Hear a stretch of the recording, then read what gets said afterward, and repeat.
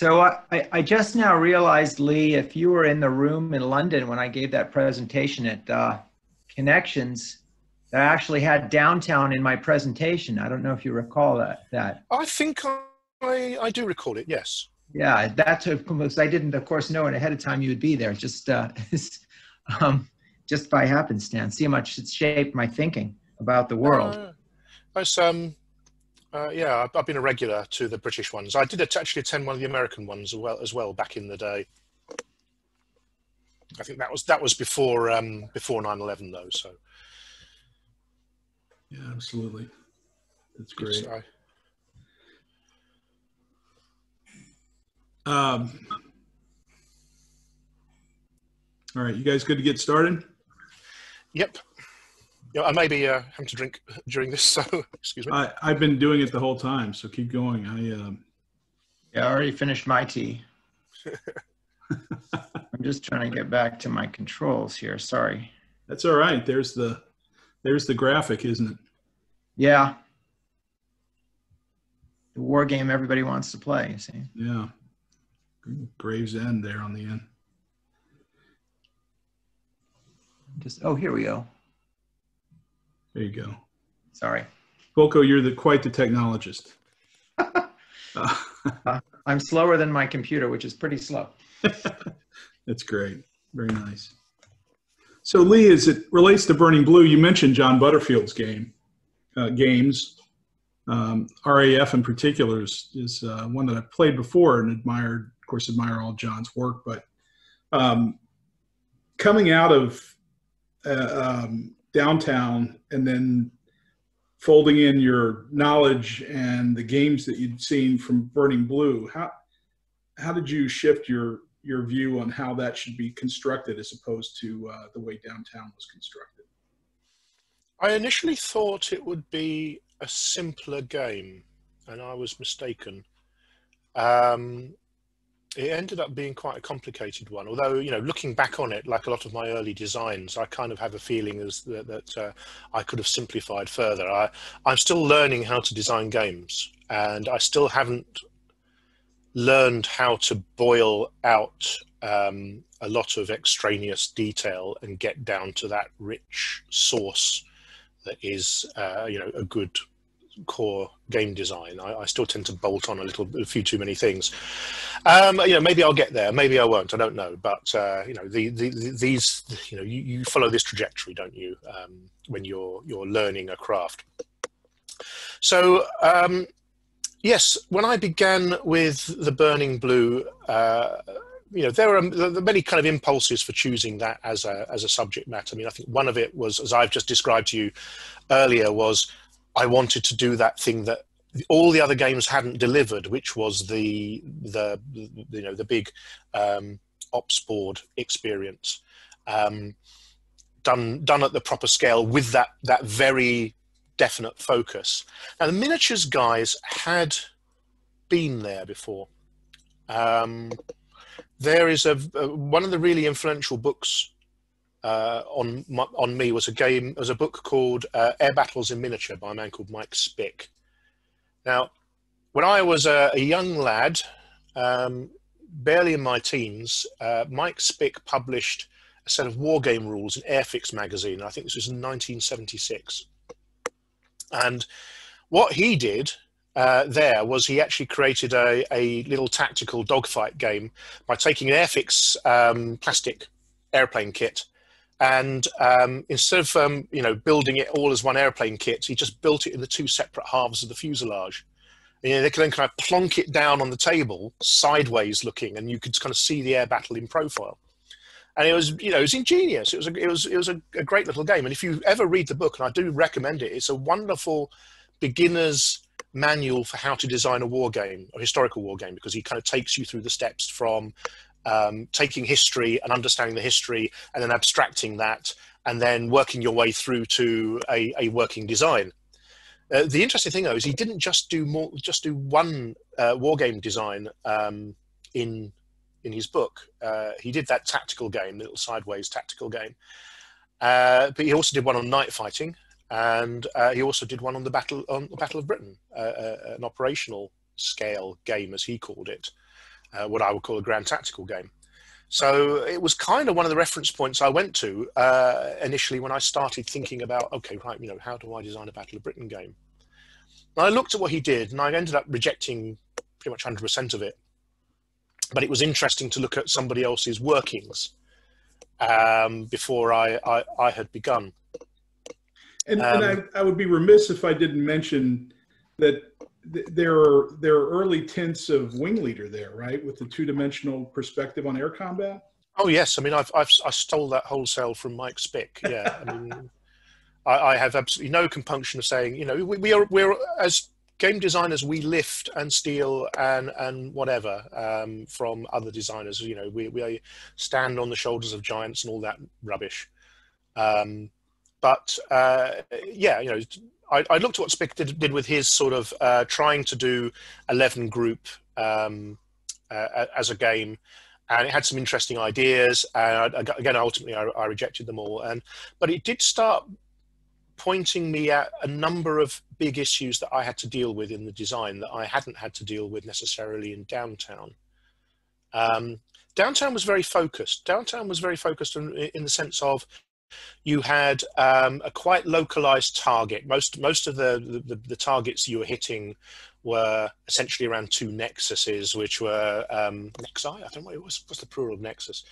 Hanoi and Haiphong and areas around.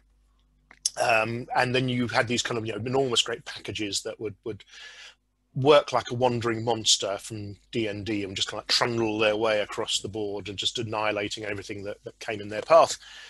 The Battle of Britain was somewhat different to that. It was a somewhat larger bit of airspace, much more dispersed in the targets that it attacked, and certainly the ability of the defenders to respond was in many ways a lot more limited in what they could do. What they could bring to bear on the raiders. So amongst the problems that I ran into from the very early days was the problem of command and control.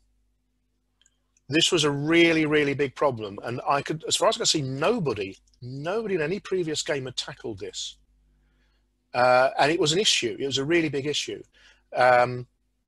I think it was especially an issue for some of the larger scale Battle of Britain games, where you get a raid coming in, and it's really just a case of how much resource do I have available to throw at that raid to try and stop it, and then you throw squadrons into the mix, and you hope that's enough to biff the raid on the nose and turn it back. What became clear to me as I started researching this more and more was that actually it didn't quite work that way. The technology wasn't there, and so I started to dig. I talked to some museums. I talked to RAF Hendon, where the Air Historical Research is based, and I talked to some veterans as well. I made friends with a number of veterans. There were these were guys all over the place. Some of them were in Australia. I made friends with a decorated veteran based in the north of England, and we became quite good friends. And I got a lot from these guys, a lot of interesting stuff. And a lot of those guys have passed away now, obviously, but it was that last little gasp, I think, when they were still around and still able to have chats with them. One of the things that became very, very clear was that the high-frequency radio technology that was available to the RAF at that time, which pretty much everybody was using at that time, was very, very short-ranged. For example, the TR-9D high-frequency radio that was fitted to Spitfires and Hurricanes had a working range of roughly about 30 to 35 miles. Now, that's probably less than the distance from, say, a sector airfield like Croydon and the south coast. It's a very, very short distance indeed. And so I started to because it came down to, again, what was this game going to play like? I mean, in a situation where you can choose all these squadrons, you've got like 20 or 30 squadrons around spotted around the south of England. how do I tackle a raid? Do I just launch them all up and they all just go in and fly against that raid and knock it down? Well, no, it didn't work that way. And so, you know, when I started looking into the radio business, that was a clue in the sense of, well, actually, these things were quite limited in range. You know, you couldn't actually control a squadron greater than 30, 35 miles from your sector station. How did you do it? Well, you must have had a radio relay or something like that. Okay, well, how did that radio relay work? So I had to start doing some original research. And as far as I'm aware, I'm still the only person that's done this for the Battle of Britain, which was that I actually went to the Public Records Office in Kew, and I'd gotten a whiff of something from an old telecommunications history about something called an RT tender, radio telephone tender, and which may have been or seemed to me at the time, is it sounded like it was operating somewhat as a radio relay. And then what I actually did was I hit the mother lode of historical detail. Was I found in the Public Records Office these enormous fat folders which were full of flimsies, typed flimsies of these works orders from the Royal Air Force Fighter Command to the Post Office, which ran the telephone system at the time, asking them to put in circuits for them. And some of these first circuits were for the HFDF system, the HFDF system, which was what they used to triangulate the positions of the squadrons on their map, because the radios basically broadcast a little pip on a regular basis, which you could use listening stations to pick up and get the bearing on those pips, and from that you could define where the squadron was, and then that information would go through the system and you could plot it on your map. If you ever watched the British war movie Angels 1-5, there's actually a wonderful little sequence right near the end of the movie where you get to see a bunch of WAFs do a triangulation of a HFDF triangulation, where each one's listening to a different HFDF station, and then they get the bearings and they do a quick check with basically pulling wires across a map, and they figure out, oh, that's where that squadron is. I now know where that guy is. It's fascinating. And so what I found was that in putting in the circuits for the HFDF, they were also using the HFDF locations as to lay in additional circuits for these RT tenders, which were radio relays. And I found out, you know, all the research they'd done with the RT tenders to get them to work, to extend the range of radio.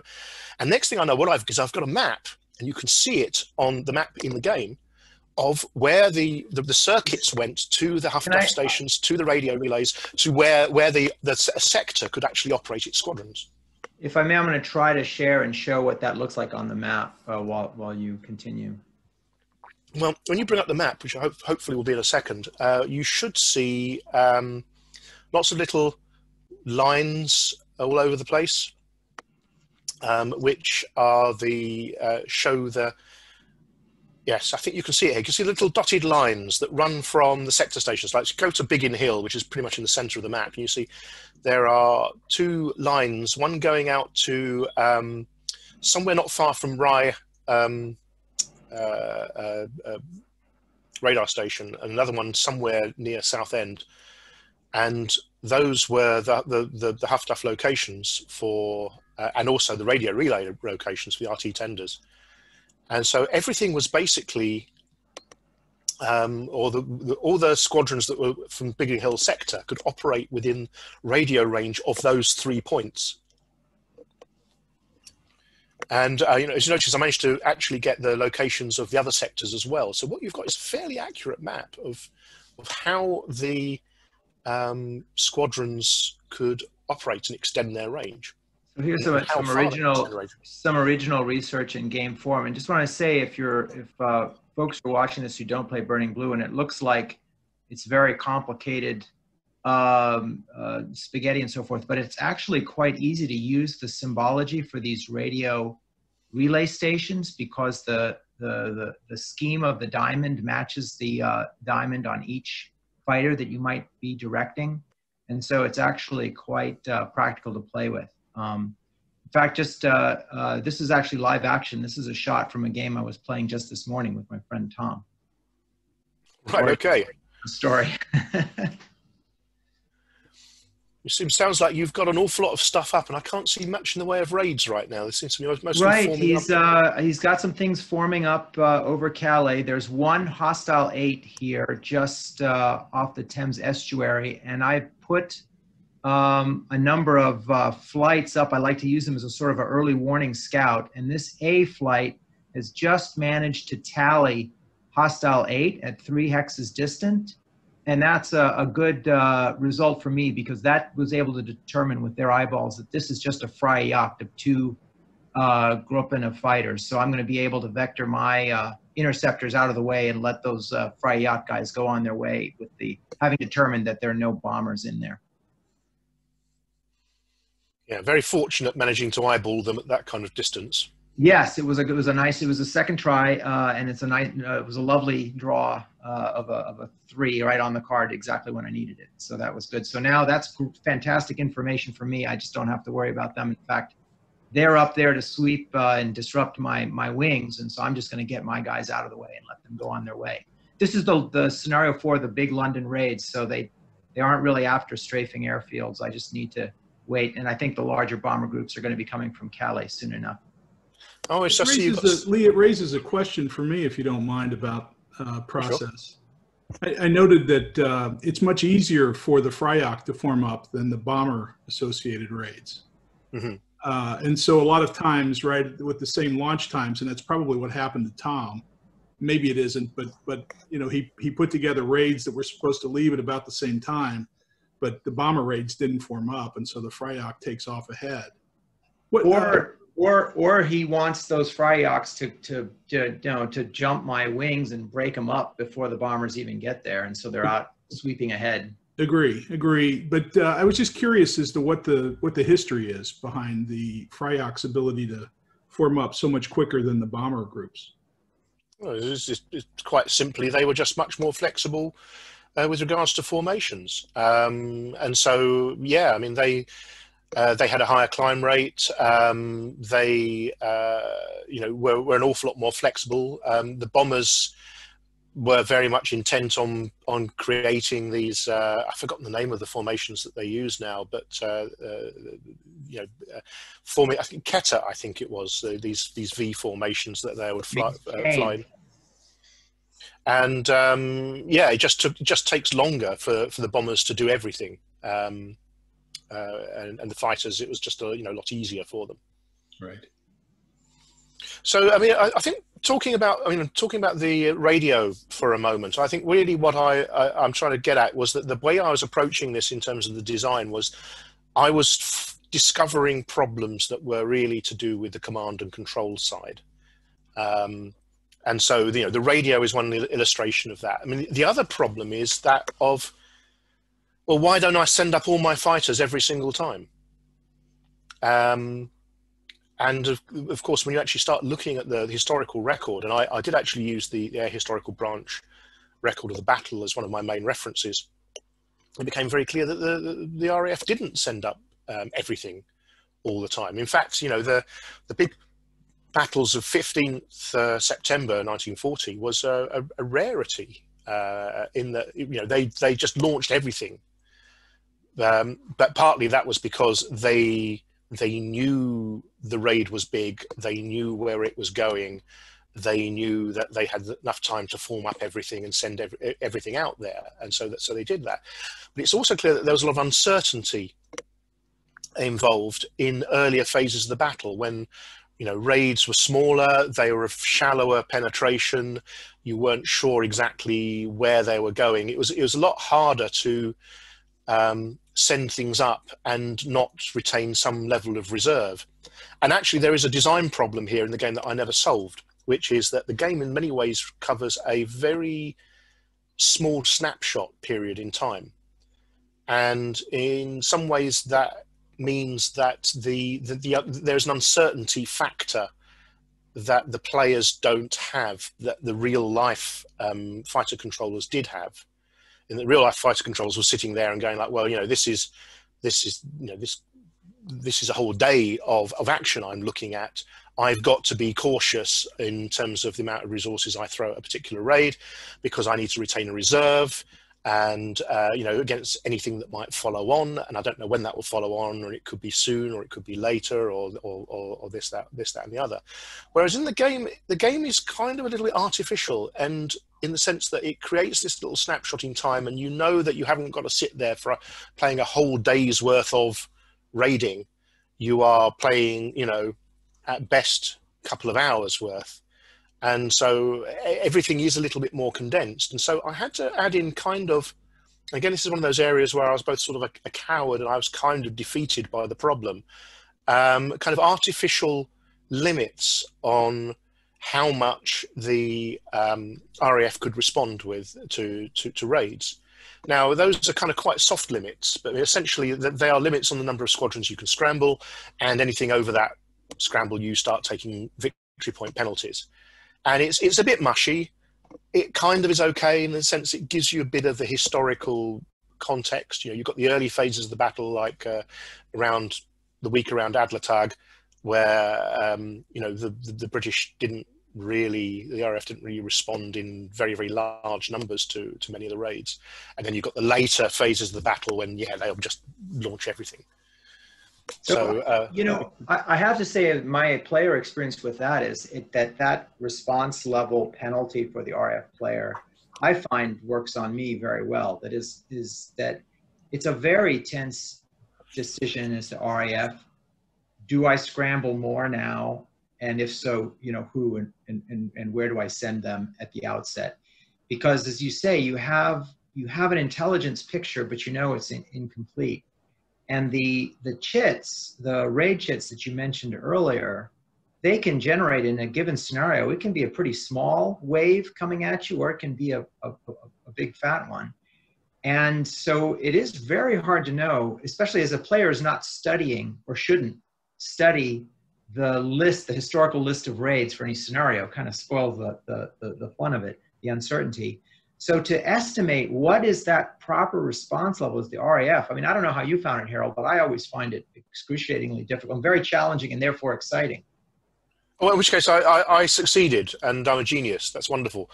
I do feel sometimes that I failed and that I never found an elegant solution to that particular problem. I mean, I suppose the elegant solution would have been you play a whole day's worth of raiding, but that would be nightmarish in a game that's got 5-minute long turns. Well, I think, these are such massive abstractions. You have to forgive yourself for not being perfect, but I agree with Volko, and I don't, after the games, Volko and I talk a little bit about what drives those scramble limits and, number of fighters, depth of the raids, those things seem to drive it. But frankly, during the game, I'm asking myself, can I damage a raid? Can I do something worthwhile when I launch this?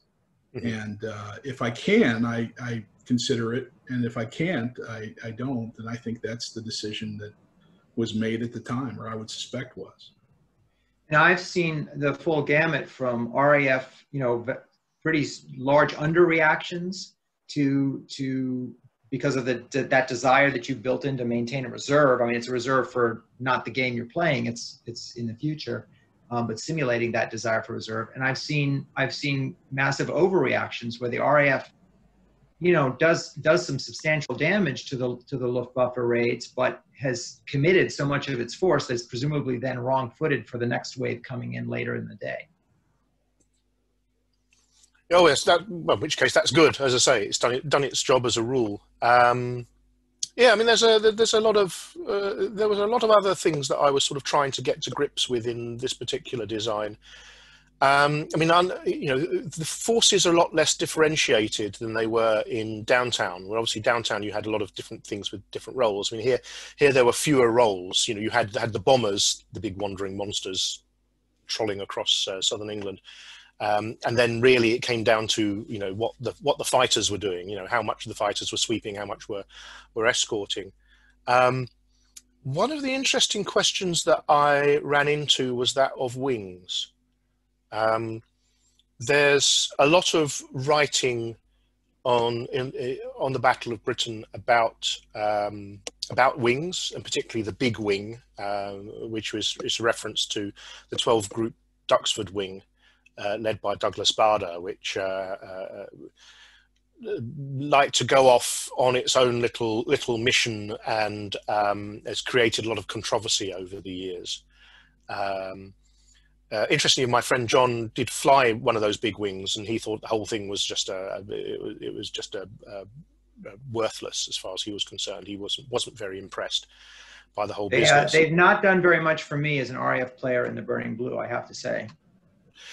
The interesting thing is that when you start looking at the wings, I think a number of things come through, and again, these were things I don't think they get talked about very much in historical narratives, or they get talked about in such partisan terms, because the whole big wing issue has for some writers become a very partisan issue. You know, pro-Dowding or anti-Dowding or whatever.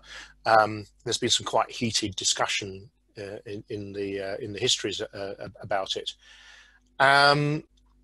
That it kind of obscures why there was a need for wings, because I think air warfare is like any other kind of warfare, in that victory tends to go to the big battalions. And when you start looking at how the bombers and and their escorts interacted with interceptors coming at them, it's very clear that the penny packets approach that was followed for much of the Battle of Britain was not hugely successful for the British. Largely, the escorts were able to fend off the fighters. Now, I've really tried very hard to do an analysis and divine what those numbers are, and I have never been successful. There's just not enough detail in either the AHB narratives or any of the other sources to really get a sense of the exact numbers. What I've tried to do is take engagements and measure how many of those engagements a bomber was lost, to see how many times the fighters actually got through to the bombers. And I've not really come up with a definitive number.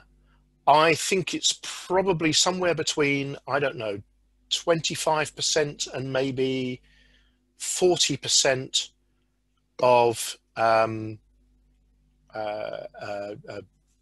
the time, the fighters were never able to get through to the bombers. And that's actually quite big numbers if you think about it. That's quite a lot of times when the fighters were just fended off interceptors. Now, there does seem to be an exception when it comes to the big wing. There are a number of books on the big wing. There's a particularly good one by Dilip Sarkar, who's written a number of books on the subject, where he looks at almost every big wing sortie in some detail. And it didn't help that the big wing was prone to overclaiming. Now, Douglas Bader, I know a couple of people who ran into Douglas Bader, and my picture of him is he's something of a genial shit of a man. I think him and Galland got on very well together post-war for a good reason. I think they were birds of a feather. But yes, he seems to have been a quite unpleasant man personally, except for those occasions when he wanted to wanted to charm people. And so his big wing was prone for enormous overclaiming. So getting data on this is very difficult. However, it does seem to be the case that on those very few occasions, we haven't got many data points on this, but very few occasions that the big wing came into contact with formations of bombers, they got through to the bombers, which suggests that, again, that old lore about victory going to the big battalions shows that numbers do have a worth even in air fighting, and that if you throw enough fighters at a bomber formation, then some of them are going to get past the escort. So I just want to give a distinction that's in the game for the viewers in case they're not familiar with it. And that is the big wing you're talking about is 3 or maybe 5 squadrons even all together. Yeah. In from the north. And that's distinct from the wings that you get to form earlier on, which are typically of 2 squadrons together. So you've got a range of battalions, as you put it, all the way from half a squadron, about 6 aircraft, I guess, as a flight. Yep. A single squadron as your kind of main basic unit, your basic maneuver unit. Squadrons formed into 2 squadron wings that also have that advantage of fending off the escorts so that one of those 2 squadrons can get in. And then the larger wings working up from that all the way up to potentially five squadrons all at once. And I guess I found that the first 3 levels, they each have their advantages. That is, the flight's very efficient, small, like little scout can, put eyeballs on a enemy raid just as effectively as a squadron can, but only as a half the commitment, or it can be spread to 2 different parts of the coast. The squadron is a kind of a main maneuver unit that's going to be fine, certainly against either a lightly defended or already undefended bomber target. And then the wings to try to crack these big, the 2 squadron wings to try to crack the big escorted raids. Now, historically, there was an interesting dynamic going on here, which is that the wings had been proposed, I think relatively early in the battle, as a solution to taking on the big bomber formations. But where a lot of the controversy lies is that at the period in which these were being proposed, the depth of penetration of German raids was actually quite shallow. And we're still talking about the raids, essentially the battle of the airfields. When some of those airfields were north of London, but most of the key sector airfields that were being hit were actually south of London. And so the amount of time that you had to form up a wing was very, very limited. Certainly it was the case that 12 Group, which was even further north, forming up at Duxford. Duxford's, by the way, not very far from where I live here. I'm about half an hour drive from the Duxford Aerodrome. Appropriate. But the wonderful Imperial War Museum exhibit there, which everybody should visit. It's a wonderful museum. But the Duxford wing, all right, you can actually almost see here, Duxford's right at the very top end of the map, right on the right-hand side of the map here. It took a long time to form up. Anything more than 2 wings took a very long time to form up. So anything more than 2 squadrons, I should say, took a long time to form up. With 2 squadrons, you could, in theory, take off 2 squadrons very, very quickly from a single airfield, get them to form together, and then they could climb together and reach a raid and intercept it. With the larger formations, it took much longer. And then by the time that happened, the raid had come and gone.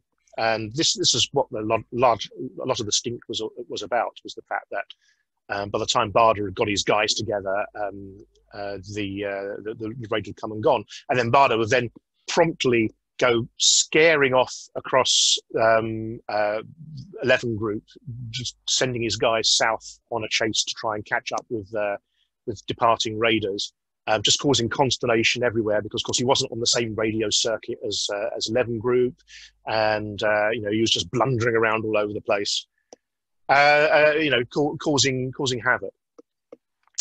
However, you get to the 4th phase of the battle. So, 7th September onwards. And then you have this, there's only a handful of them, but these really, really super big raids appear. With the Germans deciding, right, we're going to go for London. And they're not necessarily hitting the city of London. They are genuinely trying to hit economic targets, which is to say the docks. But of course, their weapon is somewhat indiscriminate that they are using. But they have this, they're operating at them with very, very large formations at the maximum depth of penetration. And all of a sudden, the 12 Group big wing becomes viable. It becomes viable because 2 things are happening. The first thing is the raids are really, well, the raids are really huge, so they can be detected quite early on, and preparations can be made. And secondly, their greatest depth of penetration. And that's enough for the big wing to become actually quite feasible. And so then you have, you know, not many, I think it's only like about 3 or 4 or 5 notable interceptions where the big wing gets through to the bombers. Now, of course, they overclaim, but there's some evidence they got at least something when they did so, and certainly put certainly scared the bejesus out of the bomber pilots when they saw these huge formations of Hurricanes and Spitfires barreling towards them. So I think that there's something to be said for the big wing, but it has to be said it's in that 4th phase battle context of big enemy formations, maximum depth of penetration. In almost every other phase of the battle, they were useless. Yeah. And certainly, and even a menace potentially. The squadrons early on bear some frustration too, though. As my experience using with the disruption mechanic being the key mechanic as to whether or not you stay in the fight or not. The squadron attacking any sort of German formation gets to take a punch, but frequently gets that one disruption that sends them home. And you were talking about dogfights early on in our conversation, and that generally dogfights are units facing off, making a quick maneuver, getting off a shot, and then going home or pancaking in the context of this game. And I guess I'm trying to form a question from that, but that all fits together, right? I mean, that's the history. Yeah, I actually, I mean, ever since Birds of Prey, I haven't really touched the dogfight game genre. I think there's enormous problems with the dogfight game genre. Birds of Prey worked on developing a high fidelity physics model for flight, and I think it's very, very successful at doing that. I think the big problem with dogfighting is that is simulating situational awareness. It's an enormous issue. As one Battle of Britain pilot put it to me, he talks about his own experiences of getting into a dogfight, and he would, chase after some guy, and maybe the guy got away, or maybe he shot the guy down. But then he would look around and suddenly discover that he was in the middle of an empty sky. And he didn't know where the enemy was, he didn't know exactly where he was, or maybe he had an idea where he was, and he just bimbled off home. And I think a fascinating feature of a lot of air warfare is when we start looking at the tactical level, what actually happens is you start with a formation, and then very quickly those formations fly apart. And you end up with a squadron becomes an expanding bubble of aircraft, in which its component parts may be having lots of little separate micro battles across an expanding volume of sky. And when those battles are resolved, either decisively or indecisively, then there's nothing else really for the people to do but, bugger off home. And maintaining formation coherency seems to have been quite difficult. And I think that's a factor that I've built into both Downtown and in the Burning Blue. You start with formations, and then as soon as battle commences, those formations disappear, and you don't really get to regroup them. At least not in the same way that you could potentially rally a force in a land battle. But even then, my observation is that it tracks very, very similarly to the way that it works in land battles. It's a similar kind of thing. Is that two forces collide, and then one or other or both sides rapidly become disordered, and then aren't actually good for doing very much for a while. And then either disengage or just stay where they are and not do very much. It's certainly very clear to see that analogy in the black powder rank and file battalions, where you know which each soldier's place is, and you can see whether that soldier is there or not because they're in that rank and that file, and then you can maneuver them and actually get all those bayonets up to the enemy musket line. But if they break apart and the soldiers are able to hide behind a tree or a rock or head for home, then it's that disorder. It's pretty much it for the effectiveness of that unit in doing anything. Yeah. I mean, if you've ever done any street fighting, and and back in my youth I did a little bit of that, then you know that mobs tend to kind of like surge and boil, head towards each other, and then they shrink back, and then they go back against each other, and then that goes back and forth for a while. But if there's actually a big Donnybrook breaks out, then it all tends to just collapse very quickly and disperse. So I like that analogy. I don't understand it as well as Volko does, given that I don't have a lot of experience in it. But now we could go on and on about Burning Blue, Lee, and I think just out of respect for your time, I'd like to transition to a couple of follow-on questions and then let you go to bed. It's getting late there. So Burning Blue, downtown Burning Blue, followed by Night Fighter Bomber Command, and then a handful of games that you're not listed as designer but clearly influenced, which of course are let's see, Bloody April, Elusive Victory, Red Storm. So how do you feel about those games and the direction? Well, first of all, I had nothing to do with those games really. Actually, Elusive Victory was potentially a project that I was going to do in the early days, and actually I did first pass on map and some counters for it, and then it just never went anywhere. I never thought I couldn't resolve some of the problems and issues with it, and eventually it's like Terry and I've forgotten somebody else picked it up and then ran with that ball, and good luck to them really. I'm not sure the game system was appropriate for that, or even for Red Storm. I think there are problems with it.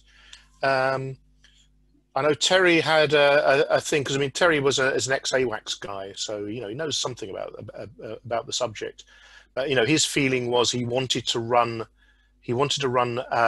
opposing strikes simultaneously in the same airspace. And I was very, very uncomfortable with that. And I think I don't think that system does that very well.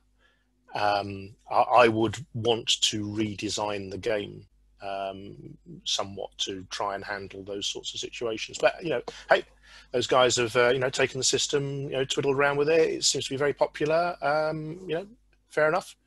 I get nice royalty checks every so often. I get a little cut of those, so it's all good. All the best, yes. Yeah, I played Red Storm most recently a good bit, and for different reasons and a different experience, right? It's very fiddly, but it's a lot of fun toys, and a lot of times that tactical game, that's what we're looking for. The thing is, I do want to do a sort of that kind of central front game. I'm sort of fascinated by the subject matter. But again, because I'm a coward, I will go and do it at a completely different scale than Red Storm. Again, what I want to do is I want to tackle the operational warfare problem. Now, actually, I worked out a way of doing this, and somebody kind of went and, an example of parallel development, went and did it and beat me to it. And there is it NATO something commander? I can't remember. I've got it on my shelf over there. NATO Air Commander at yeah, NATO Air Commander. I think it's a Hollandspiel game or something like that. But I've got it, and he basically, it's a great example of parallel thinking on the same design problem. He does not resolve it in the way that I would. I have a slightly different approach because I would like to design a game that's very much based around sortie generation. There's a great book by a guy called what's his name? Epstein. I can't remember his first name. It's a book on the Soviet military threat, and it was written during the Cold War, and it includes a lot of math and even a computer program. showing his model of how Warsaw Pact air forces generated sorties, or likely models for their sortie generation. And he went into some detail about how, it was essentially into some detail about how within the early days of the air battle on the Central Front, what the VVS would essentially shake itself to pieces, and would go from a initial sortie surge to a quite low, steady state of operations. That reminds me a little bit of the air war model within GW's Third World War series, where you had to assign your aircraft, you know, just in boxes, holding boxes, right? It was not it was schematic, but they had to then recover after that and be available or not. And it showed how in the beginning you've got this swarm of Warsaw Pact aircraft, and then then NATO finally, their maintenance takes over and eventually gains equal status. So that was Frank Chadwick, I guess, and then Billingsley for the first cut at his what became Next War Korea, but Crisis Korea, elaborated on that, and you see that then happening between the South and its allies in the North as well on the Korean Peninsula, and same thing in the next war. And it was a very engaging part of the game, I always thought, because you had to really make some important decisions about how much of your aircraft to commit to what, and then you could see that quality, that maintenance quality, that logistical edge come into play.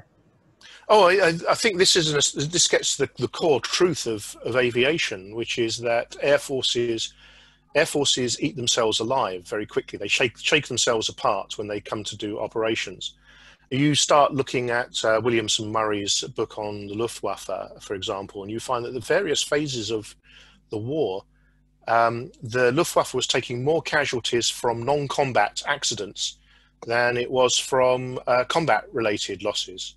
And you know, it's fluctuated at various different stages of the war, but there were definitely stages where just simply flying, simply doing operations, the business of just, you know, launching and recovering aircraft, you were taking casualties. And so, you know, some of this is accidents, some of this is just, you know, maintenance and your ability, you know, to have a service corps with sufficient depth and spares and fuel and other bits and pieces, and installations and basing and blah blah blah blah blah to sustain operations.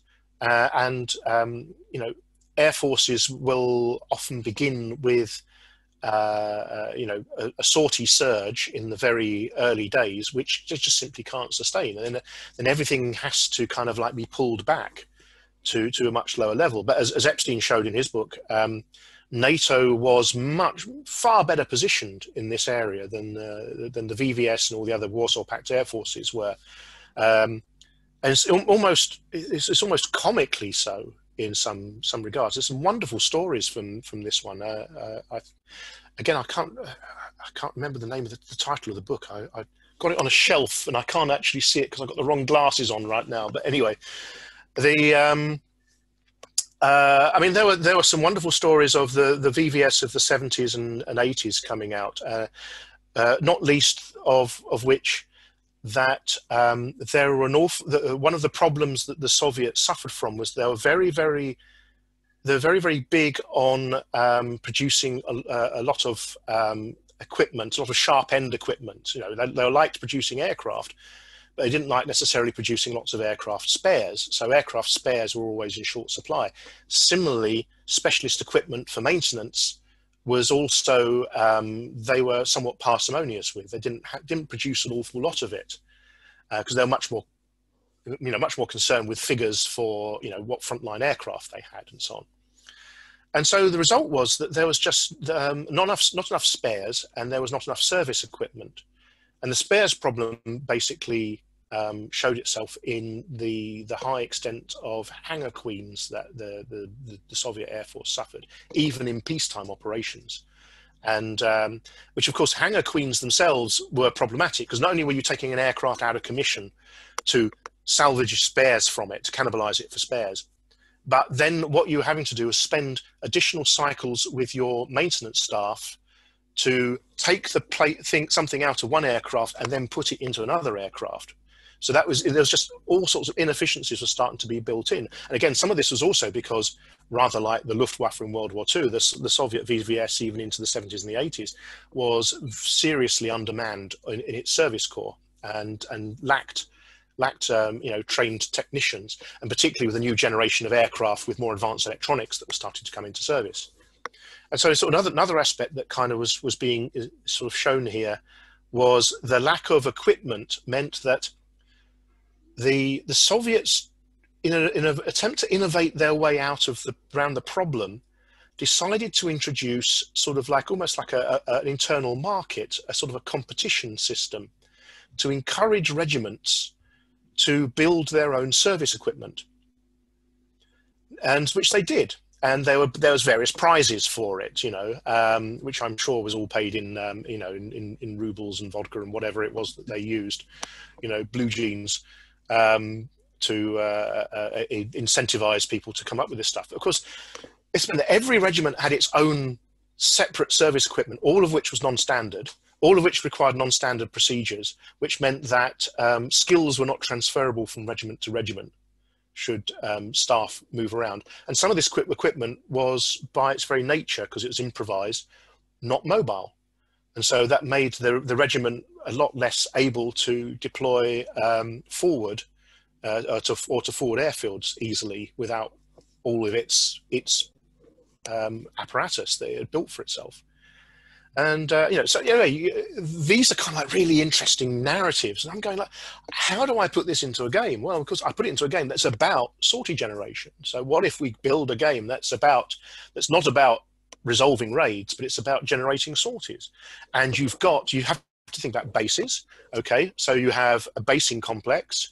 That basing complex has a capacity in terms of the amount of, maintenance it can do, which is to do with service staff and equipment and so on, but possibly other factors as well, such as whether you've got hardened shelters for your aircraft that allow it to survive air attack or allow it to survive chemical weapon attack. And then these become factors which can be attacked and given fractional values, and then these act as multipliers for the number of sorties that you can generate. And then you generate sorties, and you're kind of comparing the number of sorties on each side, and what resources you want out of your sorties to put to particular missions and particular tasks, and so on. I mean, you're acting essentially with the hat of the high-level air commander, who's having to think not in terms of raids, but in terms of sorties and where they're going to allocate them and to which fronts and to which tasks and so on. Well, Lee, I'm looking forward to it. I know you didn't say you're going to do it, but I'm looking forward to it when it happens. At the moment, I have dozens and dozens of designs, which are, they're actually, most of them are on the computer somewhere, but they're essentially written on the backs of envelopes or sketched in some fashion or other, and partially designed. One of these days, I think, once Wing Leader is done, I'm going to, I may well pick one of these up and get very enthusiastic about it and start carrying it through to a conclusion. I don't know which one of those it will be. It might be a bit random. I recall, Lee, you had on the drawing board a raid scale Falklands game, Zone Red or some such. Is that still alive? Not really alive, because I did a lot of research into it, and I really did a lot of number crunching. And the Falklands is a fascinating campaign. Obviously, a little bit of history I lived through, and remember very clearly. But the air operations are quite difficult. We get into this whole business of maintenance debt again. A problem that the Argentines suffered was that they were operating a Second World Air Force that was old, that lacked spares, and they really ran into an awful lot of problems very, very quickly. There were squadrons that were operating, particularly some of the naval squadrons that were operating unsafe aircraft. I think it was the Orions were withdrawn from service partway through the battle for no other reason than they were just too dangerous to fly. There were Skyhawks, naval Skyhawks being launched, which had unsafe ejection seats in them. And in fact, you get into the points where the pilots, rightly, were just refusing to fly. And so you see the sortie rates for the first days of Operation Sutton, and you clearly get a spike on the first and second day, and it drops off so bloody quickly. So actually, a problem I always found with that was I did actually do a design. I did even do some testing on it, but I had real problems finding where the game was. And I ended up with something that was, we talked earlier of experience games, and I ended up with something that was an experience game, but I don't think it was a particularly good experience. It wasn't a particularly enjoyable experience. And so I kind of put it down, and I've never really gone back to it. Again, yeah, where do you find the game in that particular situation? It looks exciting. There's a lot of things going on, but at the same time, actually, the decision points you've got to make as a player and the things that you have control over are rather slight, and it makes it difficult to make it as anything more than, oh, right, here's an experience of what happened or could happen. It's interesting how hard it is just looking at the scene of an exciting story to understand those questions of what the decision points are until you actually design the game or the model, right? And then, and push it around a little bit. It just tells you how much it tells us to try to design a game. The worst thing about it, of course, is you go and do that, and you invest a lot of time and effort in doing that, and then you realize you might have made some bad calls there. I mean, I look back at some of my earlier games, and Downtown is one of them. To a lesser extent, Burning Blue, but even there as well. And I go, did I make the right calls on the design there? Is that really a good and faithful treatment? Could I do better? The answer is often yes. Well, the designers always see the warts. That's the law. Yeah. I mean, obviously, I love my current baby, and my previous one is now the red-headed stepchild that I abuse. And I'll close with perfection is the enemy of the good.